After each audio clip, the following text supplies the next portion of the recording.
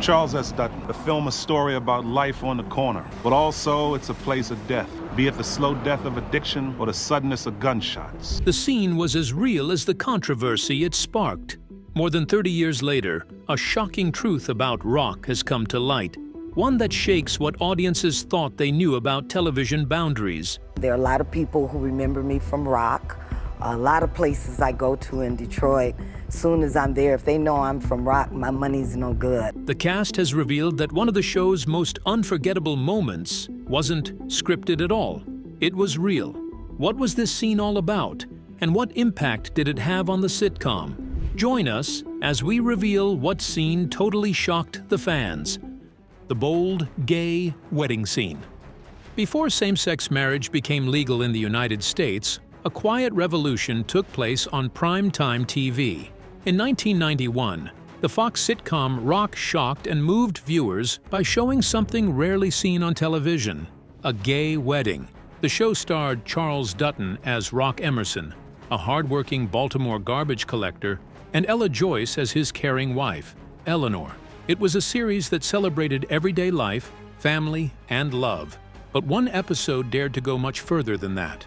In the episode titled "Can't Help Loving That Man," viewers met Rock's Uncle Russell, played by Richard Roundtree.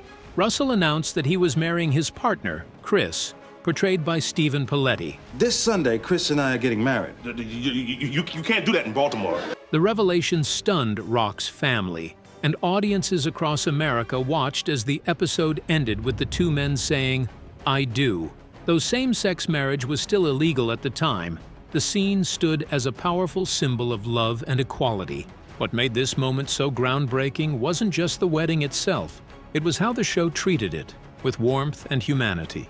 Instead of mocking or pitying its gay characters, Rock portrayed them as happy, secure, and deeply in love.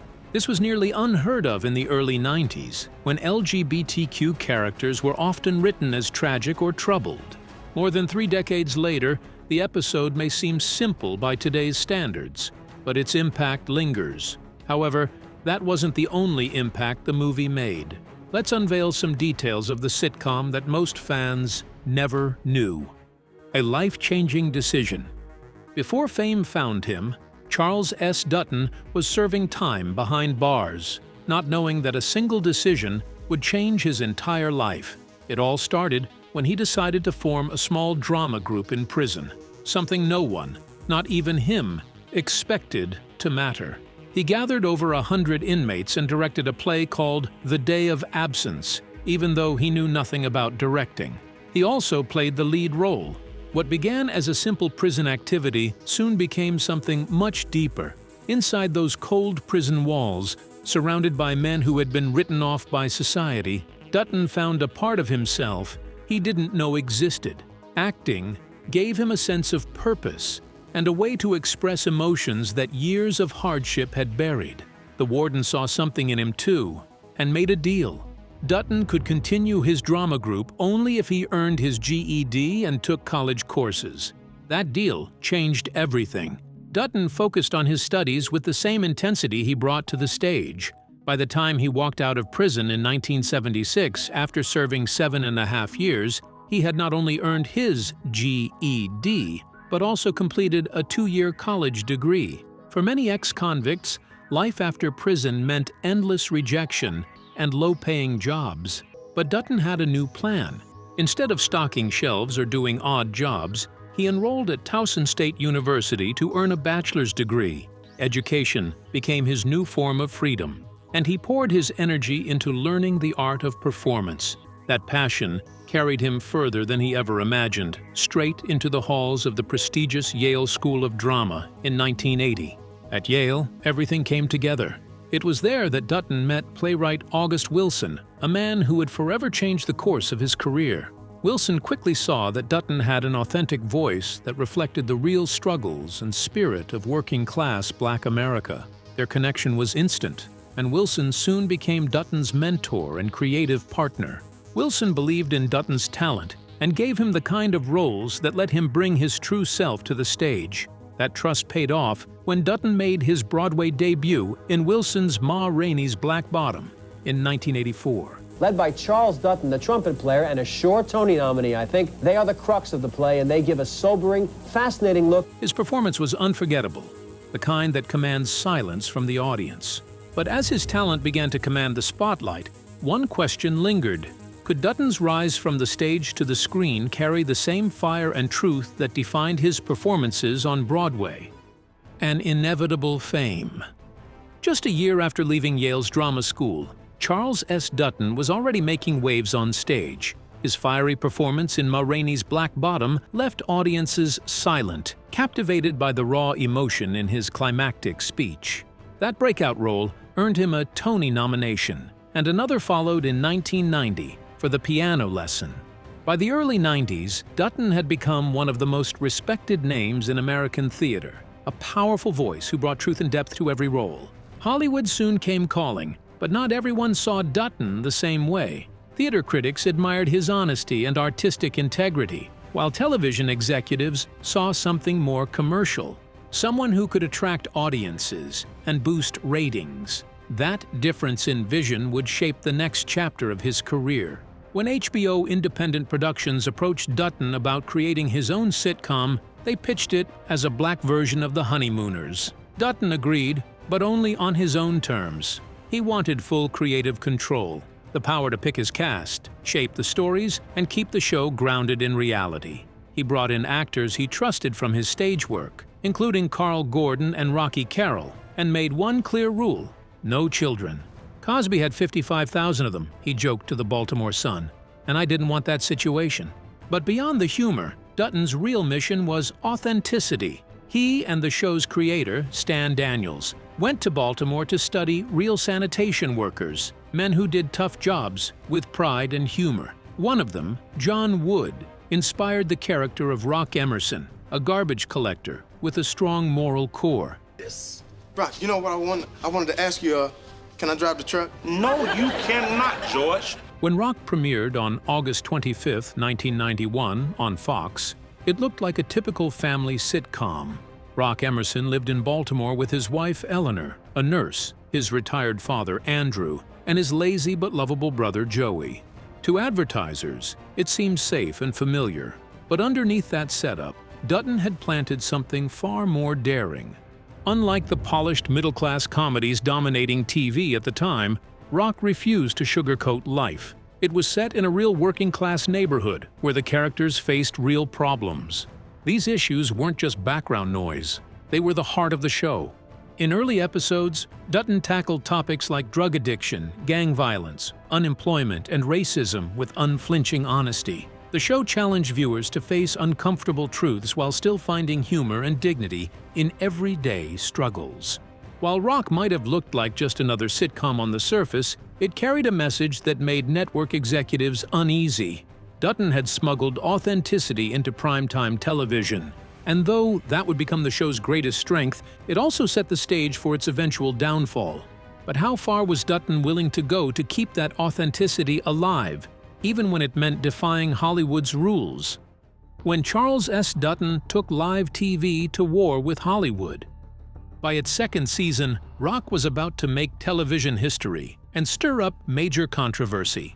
In a bold move, Charles S. Dutton decided that every episode would be performed live, just like a stage play.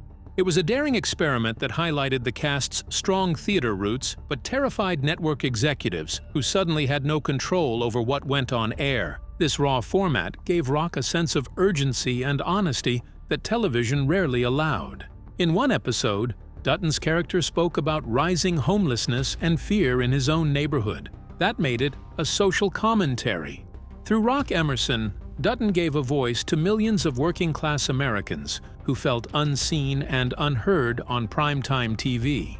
But not everyone appreciated his boldness. When Rock tackled the 1992 presidential election, You got it, Rock. Yeah, well, Clinton's no financial genius either. I mean, the man spent money on marijuana he didn't even inhale. showing Rock's frustration with candidates who ignored black communities, advertisers began to panic. Fox executives worried that the show was becoming too political and pushed Dutton to tone things down. They wanted lighter, safer storylines, the kind that wouldn't make viewers or sponsors uneasy. Their unease only grew when Martin, starring Martin Lawrence, premiered that same year. It was funny and free of controversy, exactly the kind of comedy Fox wanted. Martin made people laugh without forcing them to think about race, class, or social struggles.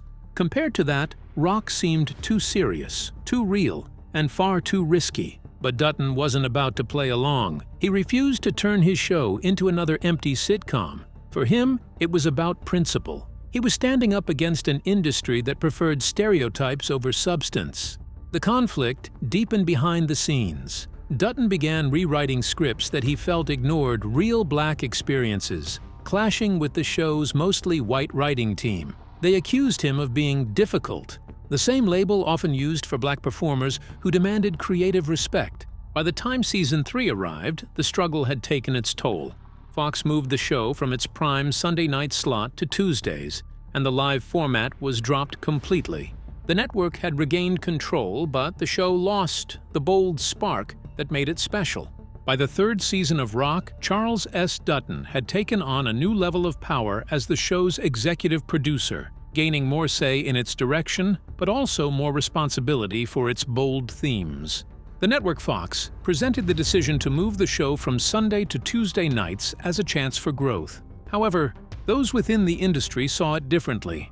Sunday nights were considered prime territory for top shows, while Tuesday nights were often where programs were quietly sent to fade away before cancellation. Despite the shift, Dutton didn't soften the tone. Instead, he pushed harder, turning Rock into something far beyond a traditional sitcom. By its third season, the show had evolved into a weekly stage for working-class black stories and social awareness, a direction that made Fox uneasy. The executives reportedly preferred lighter portrayals of diversity, ones that didn't challenge the status quo or make viewers uncomfortable. Those who knew Dutton said his approach was shaped by his past. During his time in prison, he had studied black liberation theology and radical politics, which later influenced how he built his character. Rock Emerson was not portrayed as a simple garbage collector, but as a man of thought and conscience, trapped in a job that society dismissed as unimportant. Through this lens, the show began tackling deep social issues like race, inequality, and political disillusionment, issues that other sitcoms avoided completely. In one storyline, Rock was said to have voiced doubts about the 1992 presidential election, expressing frustration with candidates who seemed indifferent to the struggles of black communities. Critics noted that such dialogue reflected real political feelings among viewers who rarely saw their perspectives represented on television. Executives, however, saw it as too provocative. They reportedly believed black characters could be funny, heroic, or even angry, but not politically insightful in ways that questioned white power structures. As the season went on, Rock confronted topics like police brutality and economic hardship, not as isolated personal problems, but as the result of deeper systemic issues. The more direct the show became, the more pressure Fox applied for it to change. The network allegedly began asking for lighter and more entertaining episodes, a subtle way of saying the political edge needed to go. Dutton refused to compromise. In interviews, he mentioned that the network's enthusiasm declined once he started rewriting scenes to reflect authentic black experiences. His disagreements with the mostly white writing team reportedly grew tense as he accused them of failing to understand the culture they were trying to portray. The breaking point came with the season 3 finale, Terrence Got His Gun, which aired in May 1994. So you want to play that game? Well, it's on now, chum. It's on. The episode revisited gun violence within black communities, portraying it not as random crime, but as the tragic outcome of long-term neglect. The show ended with Dutton stepping out of character and addressing young black viewers directly, warning that their actions were destroying what centuries of oppression could not. But what happens when a network decides that truth itself is too dangerous to air? Hollywood's boundaries, revelation. Rock's cancellation was part of a much larger pattern. In 1994, Fox removed nearly all of its shows led by strong black voices, including South Central, In Living Color, and The Sinbad Show. The official explanation blamed poor ratings, with Rock reportedly ranking 117th out of 124 programs. Yet insiders suggested the truth was more complex. Among black viewers, the show's audience had remained steady, and it had earned critical praise, including Emmy nominations and NAACP Image Awards. The real issue, they claimed, was not viewer disinterest, but advertiser discomfort with its political tone. Charles S. Dutton publicly accused Fox of abandoning the show long before its cancellation. He reportedly told the Orlando Sentinel that the network had refused to promote Rock as heavily as it did Melrose Place or Married with Children. His comments hinted that the show's downfall wasn't accidental, but systematic. Fox had starved the series of publicity, then pointed to its weaker ratings as proof it didn't deserve survival. When the show was canceled, public reaction was swift. Members of the Congressional Black Caucus sent petitions urging Fox to reconsider, emphasizing that Rock offered a rare and valuable representation of working-class Black America. Fans across the country launched their own campaigns, but the network stayed silent. To many, Fox's refusal to respond revealed that the show's political courage had made it a liability. The cancellation became a warning to black creatives: challenge the system and you'll be erased from it. Months later, the network's motives became even clearer. In late 1994, BET aired a never-before-seen episode titled "The Rock That Dreams Are Made Of." The half-hour featured Dutton delivering a 6-minute monologue, alone on a dimly lit stage, reflecting on the show's abrupt end. Sources claimed the performance was powerful enough to earn a Tony, but Fox had refused to broadcast it. After the cancellation, Fox also limited the show's chances in syndication, ensuring it wouldn't find new audiences. While other canceled series lived on through reruns, Rock virtually disappeared until BET revived it years later. Commentators suggested this was intentional, an attempt to erase evidence that an unapologetically political black sitcom could succeed on mainstream television.